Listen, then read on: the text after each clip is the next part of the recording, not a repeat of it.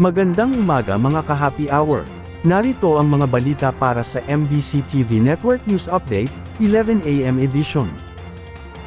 Sa Metro Manila ngayon, simula ngayong weekend, magkakaroon ng road reblocking and repairs ng DPWH sa 10 kalye sa Caloocan at Quezon City. Pasadong alas 11 ng gabi kahapon, inaabiso ng Metropolitan Manila Development Authority o MMDA, na matatagal hanggang sa araw ng Lunes, September 16, sa ganap na alas 5 ng umaga.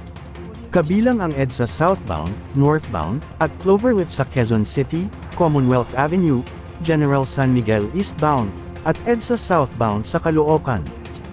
Samantala, Meralco, may dagdag singil sa kuryente ngayong Setyembre. Abiso sa mga consumer.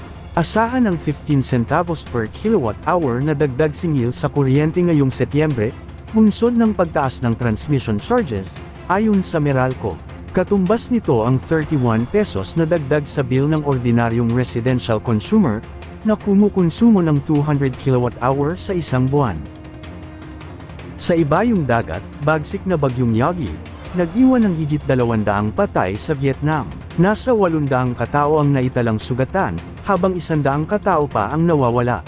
Sa pinakabagong datos mula sa Vietnamese government, naitala na sa 226 ang bilang ng mga nasawi sa nasabing bansa dahil sa bagyong Yagi. Sa ulat, marami pa ring lugar sa Hanoi ang lubog sa baha sa ngayon, bagaman sinabi ng kanilang Weather Bureau na humupa na ito. Dahil sa mga pagguho ng lupa at matinding pagbaha, naapektuhan din ng higit 200,000 ektarya ng pananim ng bigas at iba pang crops. Ang bagyong Yagi o bagyong Enteng, na unang nanalasa sa Pilipinas, ang tinaguri ang most powerful storm sa Asia ngayong taon.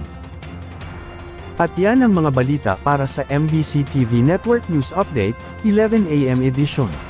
Abangan ang mga susunod na balitaan mamaya, para sa 2 PM edition.